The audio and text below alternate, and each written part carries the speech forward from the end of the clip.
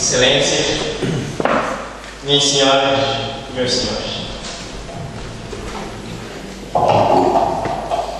Que significativa é, mais do que as palavras, a presença do povo galego, representado institucionalmente neste evento, unanimemente, com toda a representatividade do espaço lusófono, que para além de seguir as regras de uma agenda de trabalhos rigorosamente brotado para o efeito, se reúnem também para festejar a vitória da Galiza.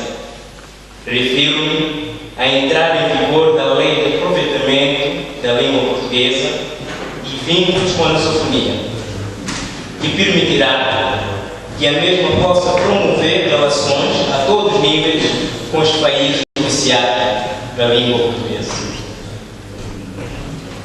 A data de hoje pertence à história.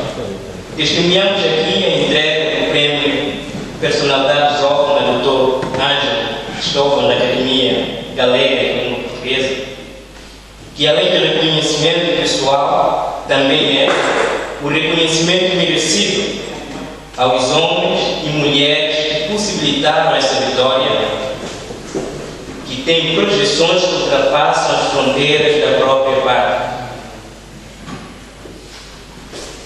Em continuidade a este período da minha intervenção, cito a primeira frase do discurso de Mahatma Gandhi em defesa da independência da Índia, que julgo de pertinente à ocasião.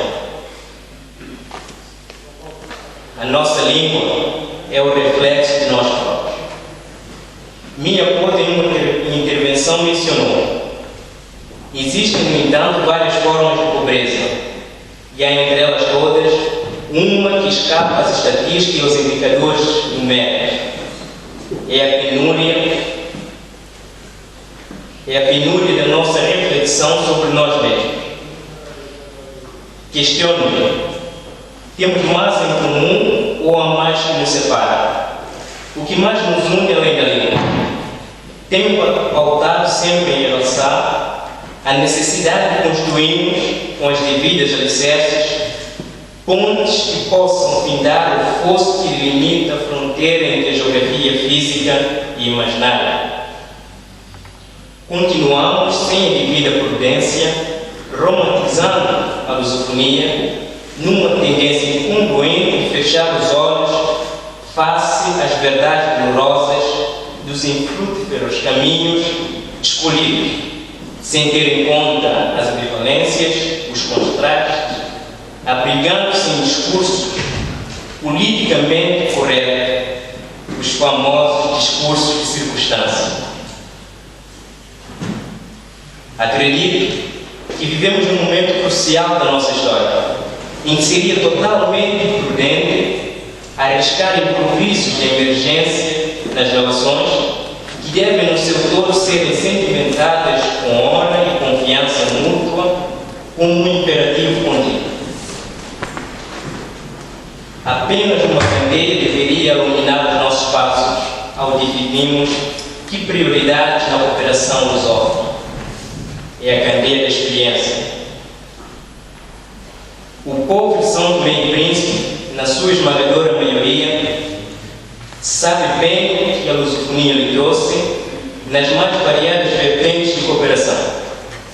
Está ciente que esta vivência de cariz lusófona a nível local, regional e nacional representa um bem de valor acrescentado, que importa delinear significativamente as prioridades para podermos, com afinco e saber desenvolver, com afinco preservar e saber desenvolver em benefício das populações.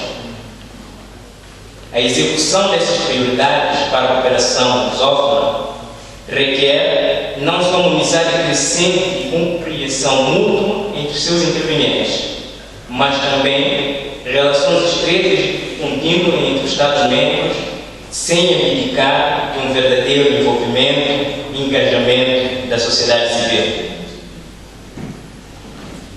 Di, alguns, que os homens recomeçam sua experiência a cada nova geração e que, por esta razão, é essencial que as instituições que duram mais do que a vida de um homem se tornem sábios.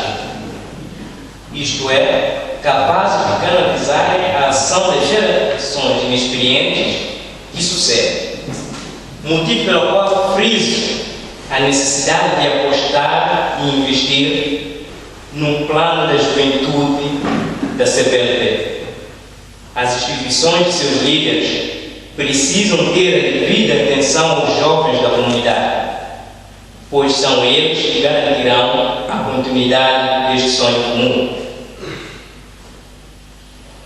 Deixo registrar o meu recorde que os resultados e as recomendações deste Congresso não permitem que a palavra ação, execução, mora solitária nos escombros da inércia. Que este evento não seja mais um, dos quais proporcione várias horas de conversa interessante aos participantes, mas geralmente provocam, desiludem as esperanças da humanidade. Grato pela vossa amável atenção. Obrigado.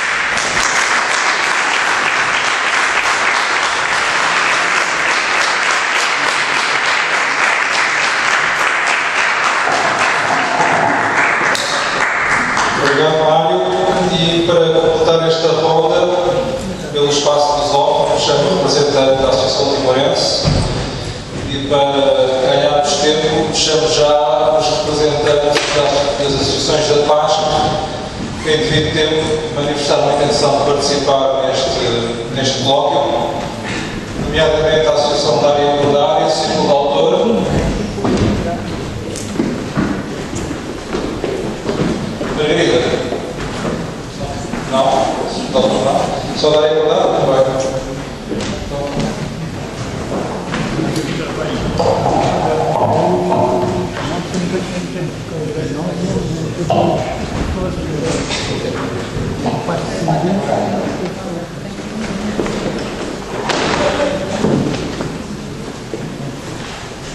Caros congressistas, pesados e irmãos, primeiramente gostaria de saudar novamente o Movimento Internacional de Lusofonia, a CEFRA Mundo, a plataforma internacional ativa da sociedade civil e toda a prestante comissão coordenadora pela organização de mais um congresso e por todas as iniciativas levadas a cabo ao longo do tempo, pois, na nossa opinião, no nosso ponto de vista, têm contribuído ativamente para a cimentação e consciencialização da nossa poderosa e cada vez mais influente identidade filosófica. Não posso, é claro, deixar de dirigir uma palavra de grande apreço e também de grande amizade a todos os presentes, pois todos juntos formamos uma sociedade civil lusófona, ativa, de passado, presente e, sobretudo, futuro. Caros congressistas, pesados irmãos da lusofonia, não obstante a conquista da independência territorial e a continuada manutenção da estabilidade sociopolítica e segurança nacionais, Timor-Leste continua a enfrentar grandes desafios relacionados com situações de extrema carência e desfavorecimento. Apesar dos contínuos e corajosos esforços, grande parte da população mantém a acessibilidade de serviços básicos, como a saúde, a educação, ao saneamento básico, às infraestruturas, às comunicações e à energia. O Plano Estratégico de Desenvolvimento Timor-Leste 2011-2030 visa contrariar a situação atual, construindo um horizonte futuro com melhorias significativas no cotidiano de todos os timorenses. Deste modo, o plano constitui-se como sendo uma linha orientadora para o desenvolvimento do nosso país e para a distribuição eficaz e equalizada desse mesmo desenvolvimento por todo o território e respectiva população. Paralelamente a este plano de Estado e englobando, a sociedade civil timorense congemina o Plano Estratégico de Desenvolvimento de 2002-2050, portanto um plano de longo prazo, na tentativa de que, até então, Timor-Leste tenha os quadros necessários para a sua real e efetiva autogovernação em todos os sentidos. Estes planos são fruto do esforço, trabalho e dedicação de várias gerações, que ao longo do tempo contribuíram ativamente para a elaboração e constantes melhoramentos, tornando mais ambicioso, mais aplicável, sobretudo mais timorense.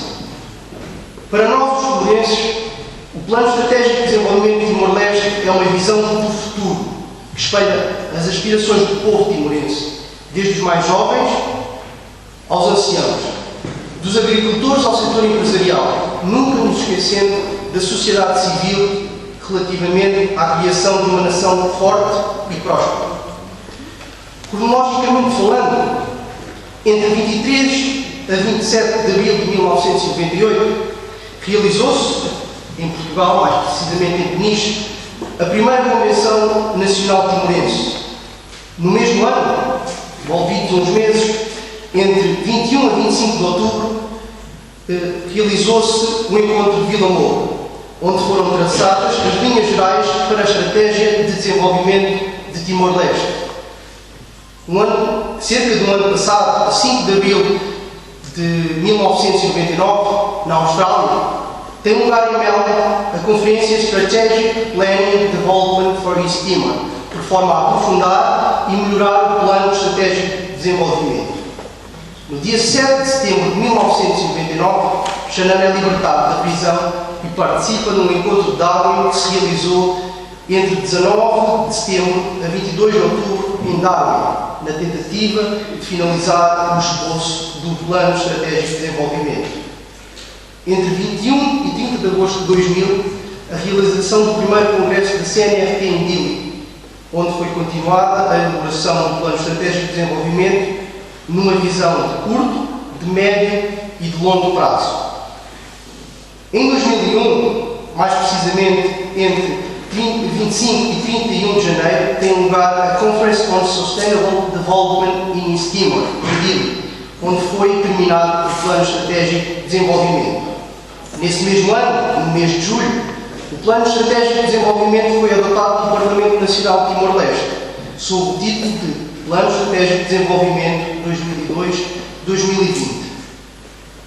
Passado um ano, a 20 de maio de 2002, o Parlamento Nacional Timorense aprova a revisão total do planeamento do Plano Estratégico de Desenvolvimento 2002-2020, passando a denominar-se Plano Estratégico de Desenvolvimento para Timor-Leste 2011 a 2030, como desde logo se denomina atualmente também. Desde logo, denota-se que a elaboração de uma linha orientadora para o rumo de um país é um trabalho longo e contínuo, que nunca estará terminado. Caros congressistas, prezados irmãos da lusofonia, a principal questão deste segundo Congresso da Cidadania Lusófona, que prioridades na cooperação lusófona, a nossa resposta é Plano Estratégico de Desenvolvimento. Estamos convencidos de que sem um Plano Estratégico de Desenvolvimento, um país andará à deriva, sem um caminho orientador, tornando-se bastante vulnerável a ideologias político-partidárias, a medidas de avulso e conjunturais, vontades de lideranças e desfios sem visão, à vialdade e tirania de pequenas ou grandes ditaduras. Sem um plano estratégico de desenvolvimento, a cooperação externa andará igualmente à deriva, acabando por não se concretizar de todo, ou não se concretizar de forma construtiva, estrutural e, sobretudo, duradoura. Deixo-vos então a seguinte questão: como poderíamos cooperar ativa e eficazmente se não conhecemos os nossos próprios objetivos, as nossas próprias visões do nosso próprio país? Com o Plano Estratégico de Desenvolvimento, a aprendizagem, o conhecimento e a sua partilha poderão ser potenciados ao máximo nas mais variadas áreas estruturantes de um país, como a educação, as infraestruturas, passando pela saúde, e nunca nos esquecemos da política nacional e da diplomacia internacional. Enquanto cidadãos lusófonos, partilhamos também fortes e comuns laços de identidade e cultura, que pela língua constituem-se como sendo a base para a aproximação e cooperação entre os vários Estados de língua oficial portuguesa, e não só. Caríssimos irmãos, por todos os argumentos já imensamente conhecidos por todos vós, e dado ao reconhecido valor do património da língua portuguesa, partilhado também por todos nós aqui presentes, termino a minha intervenção desafiando-vos para a elaboração de uma subscrição pública, através da internet, dirigir ao Secretariado Executivo da CPLP para a efetiva criação de uma cidadania lusófona, produzindo com a maior brevidade possível todas as condições legais necessárias para que haja livre circulação de pessoas e de bens no seio das nossas comunidades lusófonas, repito, e não só, fortalecendo deste modo os laços que nos unem e a identidade que nos caracteriza. Muito obrigado.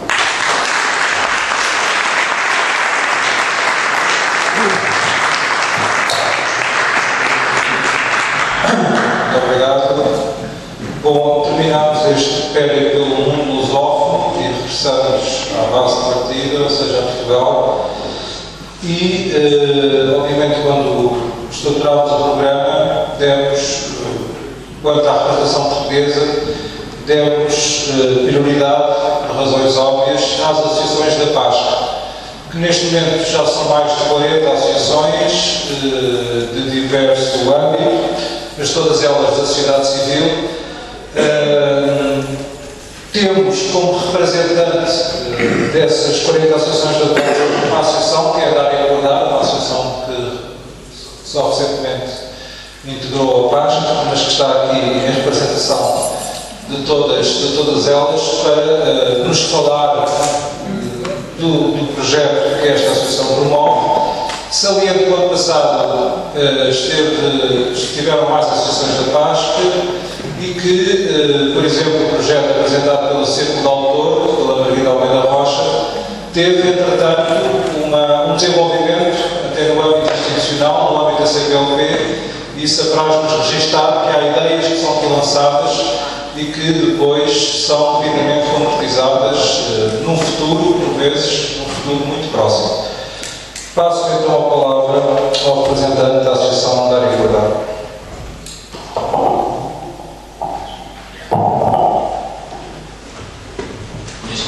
Meus senhores, com imenso gosto estou aqui em nome da Dária Igualdade. Eu pessoalmente sinto bastante bem no ambiente lusófono. Nasci em Moçambique, vivi em Angola e profissionalmente visito todos os países de língua portuguesa. E venho-vos falar de uma ideia portuguesa, de uma atitude portuguesa, consolidada no movimento Zero Desperdício, que tem como tema Portugal não se pode dar lixo. E porquê esta questão? Infelizmente, muitas vezes fala-se do desperdício alimentar.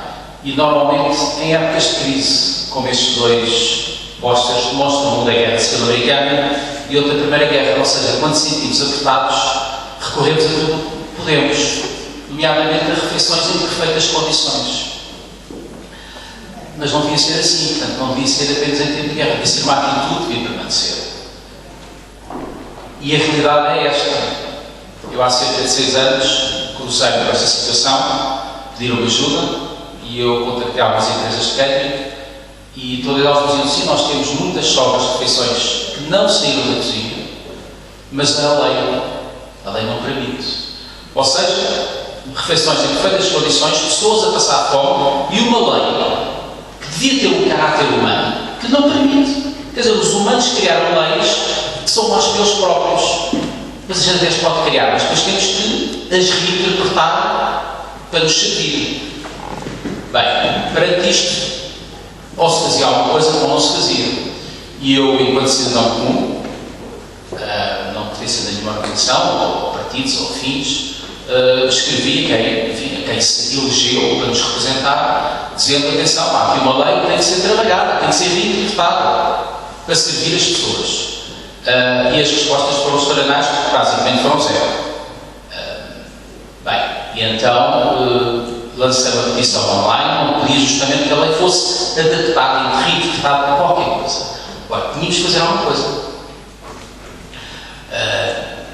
Era a minha responsabilidade fazer alguma coisa. Foi por isso que nós todos fomos educados, os nossos pais, avós, nas escolas, nas forças armadas, atravessados por aquilo que a gente acredita. E então, juntamente com outros cidadãos que quiseram dizer algumas palavras, formámos uma associação, a Dária Igualdade, e tínhamos pelo menos que tentar fazer alguma coisa. Era a nossa obrigação. E a associação, o tema é a associação para a recuperação do desperdício. E nesse sentido tivemos uma estratégia. É importante a gente trabalhar, mas não trabalhar com o boneco, trabalhar para ter os resultados. E a estratégia passava, antes de mais nada, por se tornar legal a recuperação das refeições. Porque se fosse legal, era mais seguro, seria às claras como tudo deve ser. E conseguimos, ao fim de, diria, quase 9 meses, conseguimos, com o trabalho da equipa Quasai, que é quem em Portugal, digamos, representa estas questões de higiene e segurança alimentar, conseguimos que a lei fosse reinterpretada e desenvolvemos e criaste checklists. No fundo, são normas de procedimentos, respeitando as boas regras de higiene e segurança alimentar, criar então os tais checklists para recuperarmos refeições em vários cenários. Refeições quentes ou frias, em supermercados, em hospitais, em eventos, supermercados, ninguém devia ficar fora. E ao fim de cerca de 9, 10 meses, a própria ASAI deu uma formação, nós convidámos empresas de catering, cadeias de supermercados, nas suas instalações e explicou como é que tudo se fazia. Ou seja, muito que antes era proibido, agora já é permitido. E afinal não mudou. Foi reinterpretada por vontade das pessoas. Ao ser legal, deu-se mais conforto a quem queria doar. Porque havia muita gente que queria doar refeições. Só que a lei não permite. Bem, e a partir desse momento conseguimos arranjar parceiros.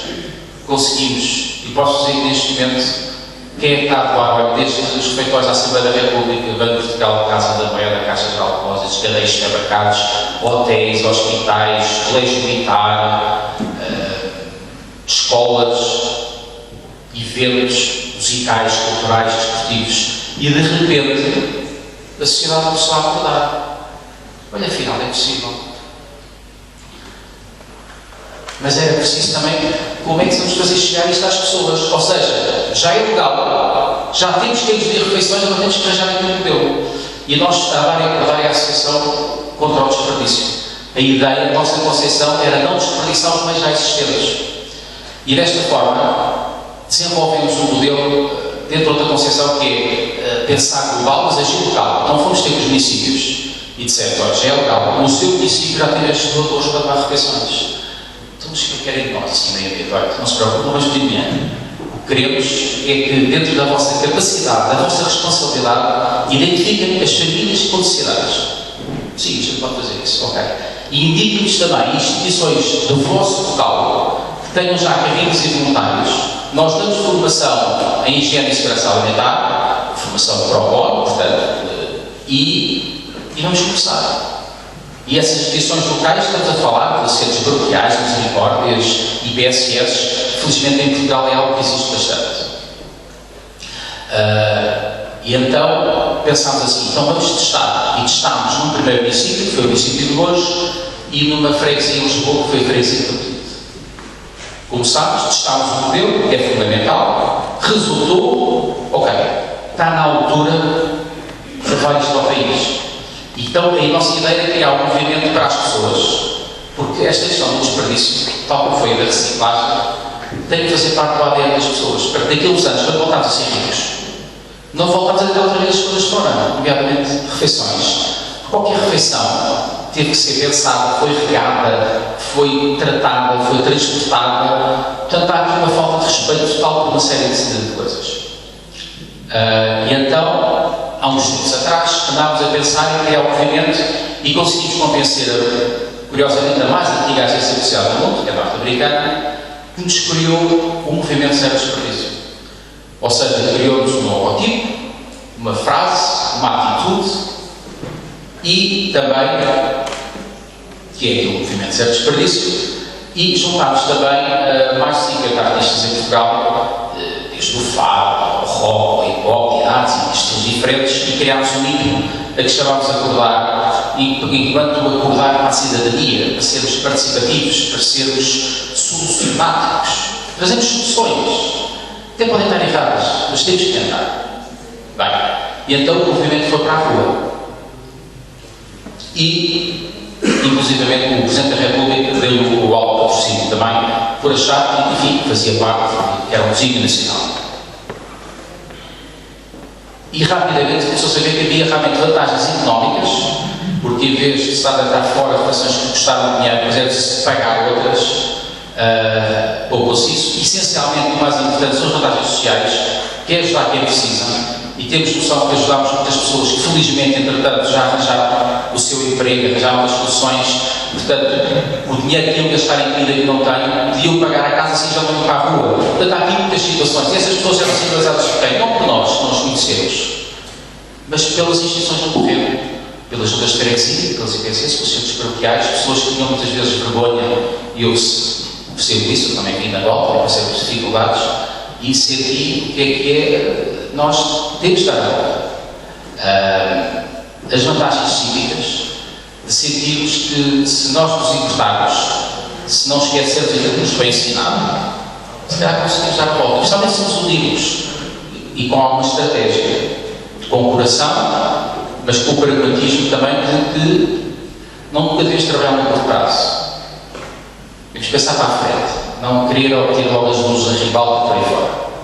E vantagens ambientais, obviamente, em vez de estar a tirar a comida fora que vai contaminar solos, tem um destino muito mais nobre que é chegar às pessoas. Como em qualquer projeto, eu acho, é preciso ver resultados.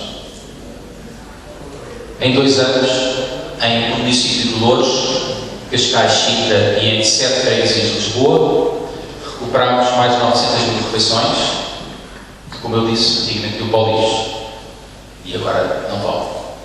E felizmente, todos os meses, todas as semanas, vão chegar novos parceiros que se vão juntando a esta causa. E ainda hoje, curiosamente, hoje faz 2 anos que lançámos o movimento, 16 de Abril, e hoje de manhã celebrámos um protocolo bastante claro com a Câmara Municipal de Lisboa e com a Fundação Carlos Gulbenkian, em que com a ideia de tornar Lisboa a primeira capital do mundo zero desperdício. Não são só palavras, posso dizer que nesse tempo já existem conteúdos para os alunos da antiga primária, dos 6 aos 9 anos, conteúdos sobre o desperdício. Eu tenho a certeza que os miúdos vão perceber bem esta mensagem e daqui a pouco tempo já vão envergonhar os pais não se portarem bem. E vão ser melhores pais e avós e por aí fora. É fundamental esta questão da educação. Mas também a própria Câmara se vai interessar em dizer que todos os eventos, e Lisboa tem muitos eventos culturais, musicais, desportivos, vão ser, por norma, eventos zero desperdício. E quem nos vai visitar uma cidade zero desperdício. E Portugal vai poder passar uma boa mensagem, uma mensagem de inovação, de sustentabilidade, muita coisa que se fala. Tudo isto foi feito até hoje não tínhamos um cêntimo de dinheiro, não há dinheiro envolvido. As moedas são as sinergias que a gente fala, as parcerias e o empreendedorismo. Agarrando uma sigla que se fala muito, são as PPPs. Isto é uma PPP, mas eu vou-lhe dar outro nome. Isto são parcerias pelas pessoas. É o que isto é. Nós queremos que isto cresça e, nesse sentido, a Fundação Carlos Gulbenkian insistiu muito connosco para criarmos uma estrutura muito pequena de 2 pessoas, no sentido de conseguir levar isto a outros lados. Os nossos próximos passos, como vos disse, é a questão da educação, acho que é fundamental, e, obviamente, enfim, tentar levar este movimento para outros locais. Esta fotografia foi tirada em Vila Viçosa, uma escola que escolheu como tema falar sobre o zero desperdício, e devo dizer que foi emocionante ver miúdos jovens a falarem sobre o que nós andamos aqui a fazer e a trazer outras ideias e referência, que é fundamental. Portanto, neste momento, nós com a Fundação Gulbenkian e com o Instituto de Empreendedorismo Social já desenvolvemos, e terá até ao final do mês, um manual de réplica que é para levar a todos os outros municípios em Portugal. Portanto, todas as câmaras municipais em Portugal que se querem envolver, está lá um manual que explica qual é o papel de cada um, quais são os normas de procedimento de segurança alimentar, porque a nossa ideia, enquanto associação, devo dizer, é, daqui a pouco tempo, desaparecer. Cumprimos o nosso papel, não queremos criar estrutura, queremos mostrar esta atitude, mostrar que é possível e agora cada um, isto vai ter, a ideia está a ganhar força e ela vai ter, de certeza, a capacidade de ser replicada pelo país. Isto é o que a gente quer, no fundo, é que de Portugal saiam caravelas carregadas desta atitude, desta ideia, que felizmente tem resultados, que está a ser acompanhada lá fora, devo dizer, a própria FAO, que é a Organização das Nações Unidas dedicadas à questão da alimentação da agricultura, anda a acompanhar com muita atenção esta questão, quer replicá-la lá fora. nós até dissemos, olha, se calhar é interessante começar pelas línguas do país de língua portuguesa. E eles disseram, claro, quando quiserem. Para o ano vai ser também o Andejo Universal, em Milão. O tema é como alimentar o planeta, quais são as boas práticas. Gostaríamos muito que esta atitude tivesse presente no pavilhão de Portugal. Penso que todos ganhávamos com isso. E a própria Comissão Europeia está em cima da mesa. O próximo ano será europeu contra o desperdício alimentar, que seria mais uma forma de fazer chegar esta ideia portuguesa lá fora. Gostaria muito de, eventualmente, se houver aqui alguns interessados nos países de língua portuguesa, teremos todo o gosto em passar o nosso know-how e tentar mostrar como é que foi feito em Portugal. Se foi feito em Portugal, pode ser feito em qualquer lado, acho eu. Isto é fazível, dá só um bocadinho de trabalho, mas é isso que nós também temos cá. Muito obrigado.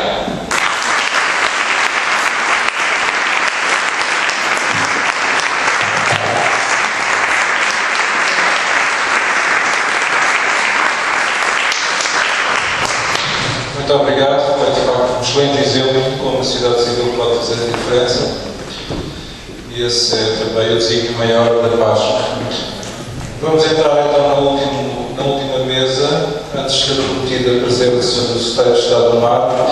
Chamo à mesa os representantes das várias associações que se inscreveram para intervir, ou seja, a Associação de Centros de Língua Portuguesa, a Academia da Motivação, a Associação Internacional de Escritores e Artistas, a Associação Mares Navegados, o Centro de Estudos de Lusofonia Agostinho Silva, o Instituto dos Mares de Lusofonia, Anão Carmo Foundation.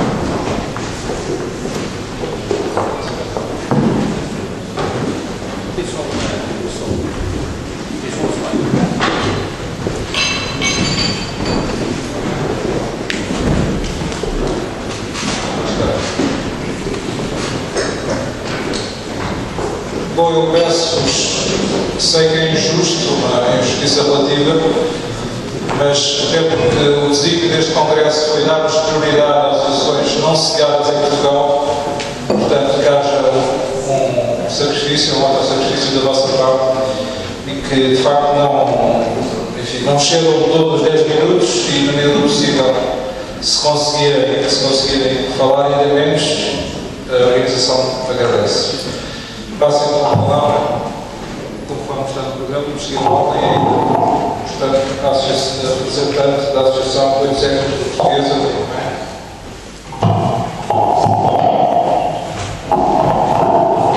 Muito obrigada.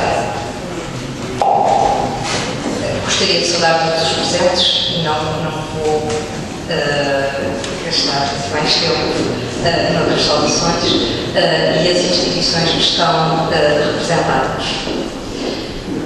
A Associação dos Séculos de Língua Portuguesa é uma associação cultural sem fins lucrativos que foi criada em abril de 2012 para promover as comemorações dos 8 séculos da língua portuguesa. Estas comemorações foram designadas deste modo para, com uma maior abrangência, poder englobar o conjunto dos primeiros documentos escritos em língua portuguesa, dos quais avulta o Testamento do Afonso II, datado de 27 de junho de 1214, e que faz este ano 800 anos. Não sendo possível datar o início de uma língua, elegemos como referencial das comemorações um dos documentos mais antigos reconhecidamente redigidos em língua portuguesa, o Testamento do Afonso II, o que se nos figura uma solução muito digna para comunicar os falantes dos 4 continentes nesta celebração em torno da nossa língua, reforçando os laços que unem povos tão diversos, portadores de uma riqueza cultural ímpar. As comemorações iniciam-se a 5 de maio, por ser o Dia da Língua Portuguesa e da Cultura na CPLP, num claro e inequívoco convite para que sejam amplamente celebrados pelos seus falantes. Prolongam-se até 10 de junho de 2015, numa homenagem a Camões e à literatura em língua portuguesa. O O facto da nossa língua ser veículo de comunicação de mais de 200 milhões de pessoas, espreme-se por 4 continentes e 3 oceanos, comporta um potencial cultural, económico e político que apela ao alinhamento das comunidades falantes no sentido de uma afirmação cada vez maior do seu lugar no mundo. E um dos objetivos destas comemorações é contribuir para a união dos falantes da língua portuguesa em torno da língua oficial comum, enquanto valor imaterial que todos partilhamos, e contribuir para a aproximação entre os povos, de modo a proporcionar um melhor conhecimento mútuo das culturas que se expressam em língua portuguesa. Partilhamos a perspectiva de Manuel Alegre, quando se refere à nossa língua, dizendo: língua de viagem e de mestiçagem. A língua é a mesma e não é a mesma. É una, mas é diversa. Tanto mais ela quanto mais diferente. Tanto mais pura quanto mais impura. Tanto mais rica quanto mais mestiça. Pensamos que o que nos une é mais importante do que o que nos pode separar.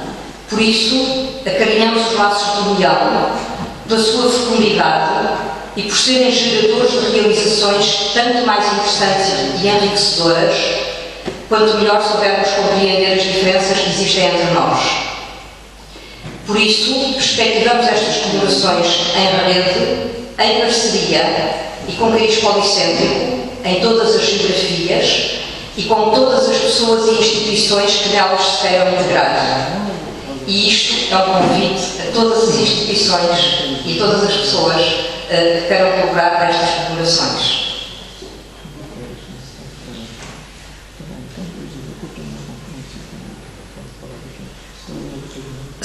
É também o objetivo destas comemorações contribuir para a tomada de consciência da importância da nossa língua e de como é vital falá-la e escrevê-la corretamente, e contribuir para a valorização da língua portuguesa, conferindo-lhe maior visibilidade e ajudando a projetá-la mais alto.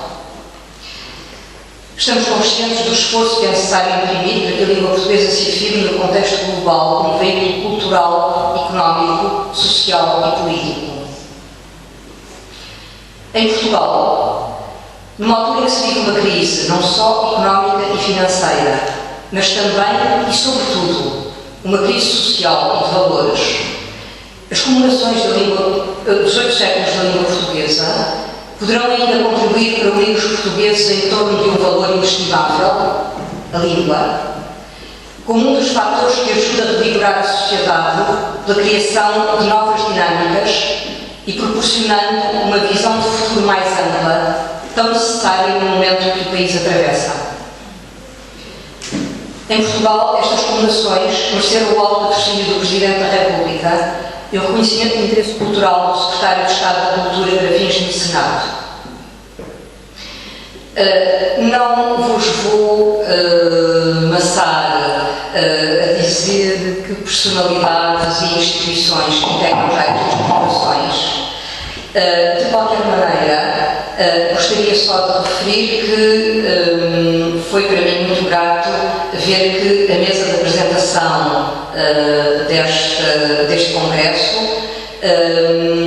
todas as pessoas que integravam essa mesa fazem parte das comemorações dos 8 séculos da língua portuguesa, seja a nível mais pessoal, como o professor Adriano Moreira, ou a nível mais institucional, como o Dr. Guilherme Oliveira Martins,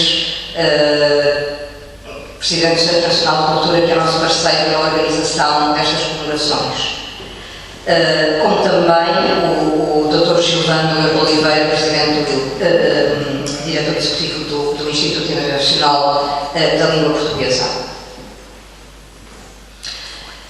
Porque estas comemorações são para ser realizadas em rede, em parceria e com cariz policêntrico, convidámos instituições de todos os países de língua oficial portuguesa e de várias regiões a juntarem-se a nós para promoverem as comemorações nos seus países e nas suas regiões.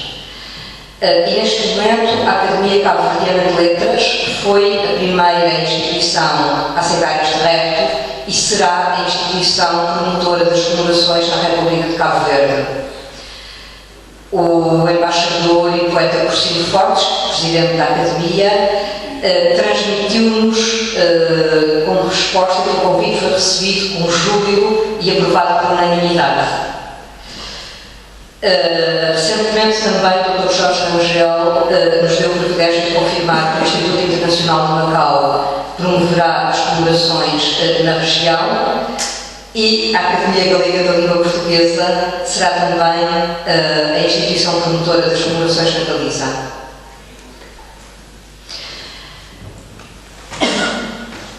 Estas comemorações, porque são abertas à participação de todos, não têm um programa oficial fechado e, portanto, serão sempre enriquecidas com os eventos que as instituições e as pessoas quiserem juntar. De qualquer modo, gostaria só de referir dois ou três eventos. Depois, se quiserem saber mais, lá fora deixei na mesa que está ali um marcador e um calendário que têm o nosso blog e onde poderão saber um pouco mais sobre estas comemorações. O nosso site irá ser lançado no dia 5 de maio, portanto, dia da inauguração das comemorações. E há também um calendário. Se olharem para ele, verificam que não tem feriados nem nacionais nem religiosos, porque é para ser um calendário lusófono e, portanto, aberto a todos os países. Como eventos, gostaria só de ressaltar a organização de uma tertúlia poética que iremos fazer na Casa Fernando Pessoa, a partir de outubro próximo, uma tertúlia poética mensal dedicada aos poetas de cada país de língua oficial portuguesa, e, portanto, começaremos em outubro por Angola e seguiremos a ordem alfabética. Uma exposição que também se irá realizar no Museu do Oriente, uma exposição de joalharia e sedas, inspirada na peregrinação de Fernão Mendes Pinto, que celebra este ano 400 anos de publicação. E gostaria de ressaltar a primeira emissão filatélica conjunta dos Correios de todos os países da CPLP, num selo comemorativo dos 8 séculos da língua portuguesa. E esta emissão filatélica conjunta é um acontecimento histórico inédito. É a primeira vez que há um selo que congrega todos os países da CPLP.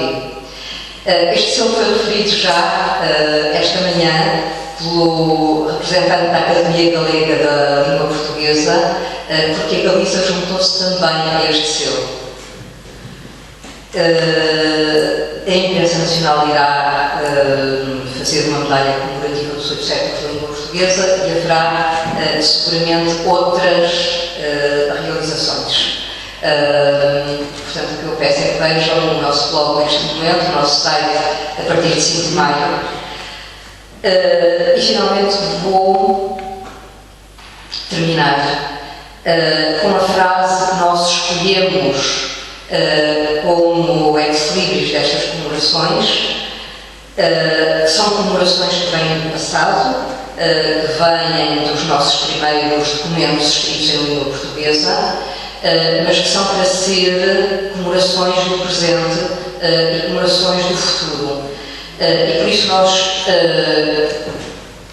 ousamos usar Fernando Pessoa, dizendo que esta língua portuguesa que nos une é o som presente desse mar futuro.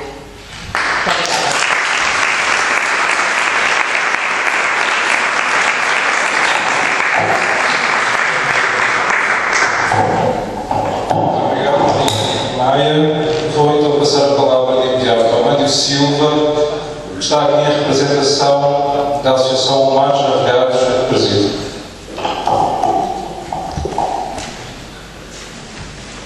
Boa tarde. Como agradecer o convite da organização à Associação Mais Advogados de uma forma especial ao Renato e Vicente.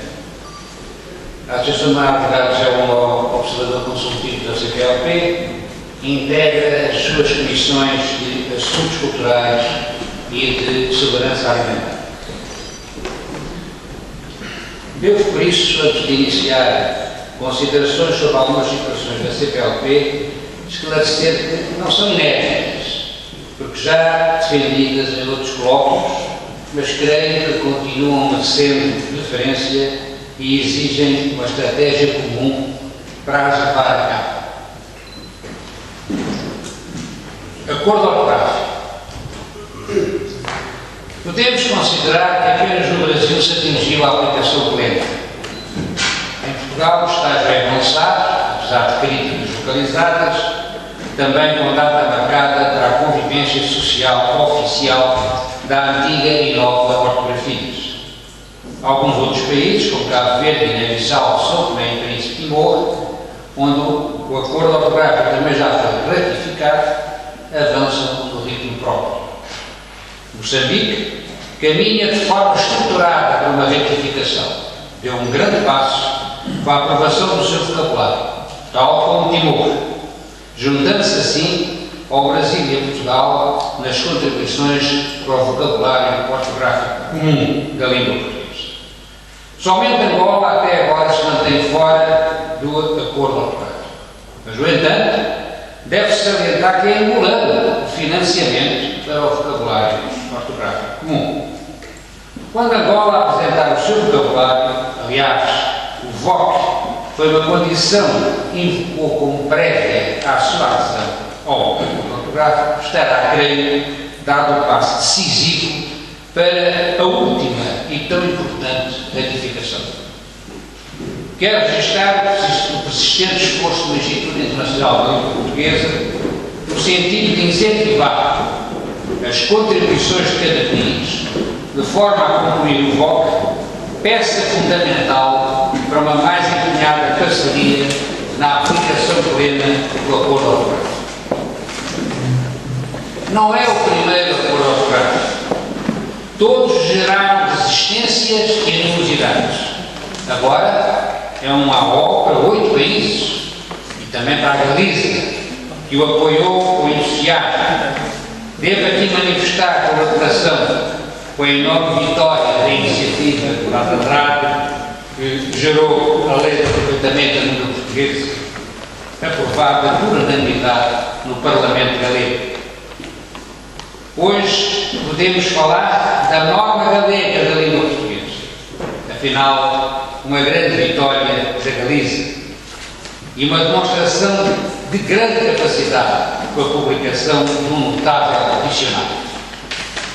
Por isso, ainda com maior razão de júbilo para a justíssima distinção otorgada a Ângelo Cristóvão neste Congresso. Não resisto a comentar, não encontro mais nenhum óbice a que a Galiza seja finalmente aceite como observador permanente da CPLP. Eis uma das conclusões que deveriam sair deste Congresso. A recomendação de que os órgãos legislativos da CPLP de que tal tema deva ser introduzido nas próximas rondas oficiais. Mas voltando ao AO, difícil, mas necessário. Diria mesmo indispensável, se o entendermos na sua justa medida de instrumento de solidariedade que nos ofre. Invoco 2 factos, pela simplicidade e objetividade, demonstram quão urgente é a implementação generalizada do acordo ortográfico em toda a CPLP, que, aliás, já devia ter sido alcançada há muito tempo. O primeiro, no debate público da Assembleia da República Portuguesa em 2008, que antecedeu a aprovação do AO, aliás, por todos os partidos, um professor de Timor apelou ao sim dos deputados desta forma singela. Por favor, se entenda. Já temos tão poucos monitores para ensinar a escrever o português e os brasileiros usam uma ortografia, os portugueses outra. É preciso acabar com esta situação deplorável. A alfabetização tem de ser igual para todos. As crianças de Timor são a melhor garantia da continuidade do conhecimento e prática da língua portuguesa. Fim de citação. O segundo. Em 2009, o Brasil ofereceu a Angola 10 mil livros infantis para a faixa dos 8 aos 10 anos.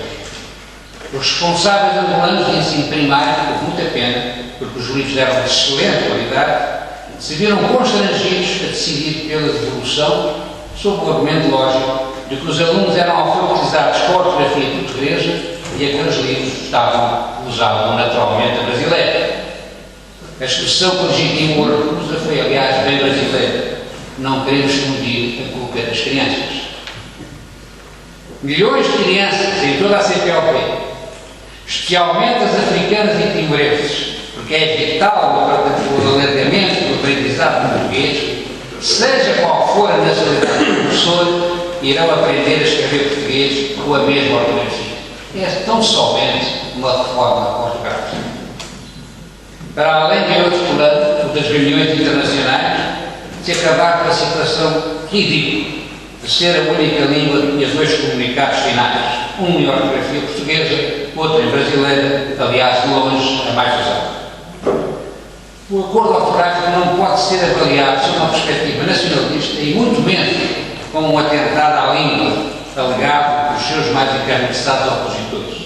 Ao contrário, sua maior valia está na já demonstrada solidariedade lusófona, não apenas com as crianças, embora só por elas já se justificasse, mas também com os escritores e as próprias editoras que verão o seu mercado mais amplo, olhando para o futuro e não para o passado, como contribuição para uma maior prática e consequente valorização da língua portuguesa a nível internacional. 2. Segurança e soberania alimentar. Não custa demais repetir com estratégia decisiva é a questão da segurança alimentar nos países da CLP. Aliás, em todo o mundo. Socorro nos ensinamentos de companheiros da mais navegados, como Camilo Mortágua e Henrique Freitas, protagonistas da concepção e aplicação de programas relacionados com o desenvolvimento rural e com a luta contra a pobreza, através de organizações democráticas de comunidades rurais produtoras de alimentos. Camilo assenta suas preocupações numa massa. Gente com barriga vazia não tem como aceder à cultura. Mas reporta assim um texto seu e cito: é necessária a reflexão não só sobre a segurança, mas também sobre a soberania alimentar, considerando que estes dois conceitos merecem consubstanciar-se em políticas e iniciativas que se baseiam na evidência de que, antes de tudo, está a vida das pessoas, de todas as pessoas, que são agentes, os povos da CPLP, onde a soberania e a segurança alimentar são questões eminentemente políticas, morais e éticas, mas também absolutamente essenciais para se ultrapassar a situação ainda predominante em várias áreas da CPLP da batalha diária pela sobrevivência, quando não da miséria letal. Fim de citação. Como não considerar absolutamente primordial uma arregaçar de mangas, um permanente mutirão do objetivo, não apenas de levar alimentos a quem tem fome, mas principalmente de alargar o investimento na missão de ensinar a plantar de forma sistematizada, com alfaias competentes e o espírito de superar a mera sobrevivência, dando ao agricultor a visão de levar o seu produto à comunidade em graus sucessivos de cooperação. 3. Plataformas continentais. Vamos ficar vários fechados a percorrer os mapas e assim avaliar o extraordinário potencial das plataformas continentais dos países da CPLP, do Brasil a Timor e vários oceanos. Naturalmente, a sua exploração caberá em primeiro lugar a cada país e o petróleo e moedas como o mais sonante. Lembra a expressão do professor Dário Costa, ao vislumbrar o Atlântico Sul com um corredor de petróleo falado em português, tendo como pilares mais fortes o Brasil e Angola e também a oportuna estratégia do Brasil da parceria contínua. Não são apenas, embora os mais procurados, os resultados económicos, mas sem a menor relevância a visão de uma plataforma formidável de avanço tecnológico como uma matriz da apologia do mar, tão premente em Portugal, que sem qualquer dúvida garantirá um progresso científico de incalculável benefício para todos os países da CPLP.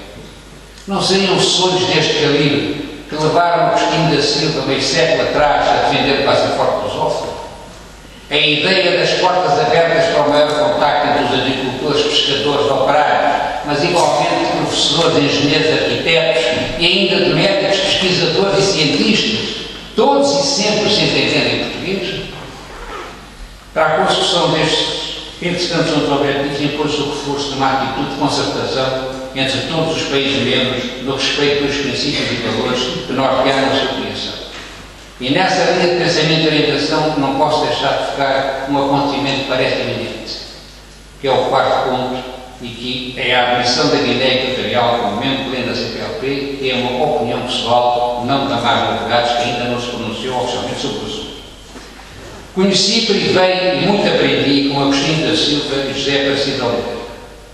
Já escrevi e repito que Agostinho foi o avô e Aparecido o pai da CPLP. Deu recebi a mensagem, o testemunho, a convicção de que não se podia desistir de uma relação internacional única no mundo que, além da exclusividade da sua razão de ser fundamentada na união de uma língua, pudesse contribuir para um novo paradigma civilizacional. Foi assim que sonhava a CPLP. A velha expressão de que os mortos dão voltas nos túmulos, quando os vivos os ofendem, tem o mais completo cabimento neste deplorável processo da admissão da Guiné Equatorial no seio da CPLP. Argumenta-se que Portugal não mais pode continuar isolado no veto à entrada da Guiné Equatorial como membro do pleno direito. Permite-me discordar.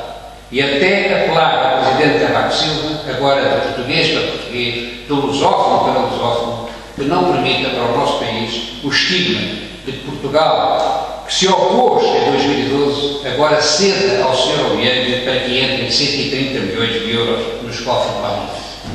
Por favor, Presidente, reflita se é possível sentar-se à mesma mesa com um ditador sanguinário. Tem ainda tempo de conversar com Dilma Rousseff, que foi torturada quando membro da Marca Palmares na sua luta contra a ditadura militar no Brasil. Com Jorge Carlos da Fonseca, com seu estatuto de combatente de liberdade em Cabo Verde. Com Manuel Pinto da Costa, militante do movimento de libertação de São Tomé e Príncipe. Com Taur Matau Ruac, líder da aula militar da Valentim, na resistência à Indonésia e Timor, onde vai decorrer o próximo encontro de chefes de Estado da CPLP. Todos presidentes dos seus países, democraticamente eleitos como senhor. Todos com uma história de luta pela liberdade. Será que não se vão sentir mal de se sentar de igual para igual com o Sr. Obiang?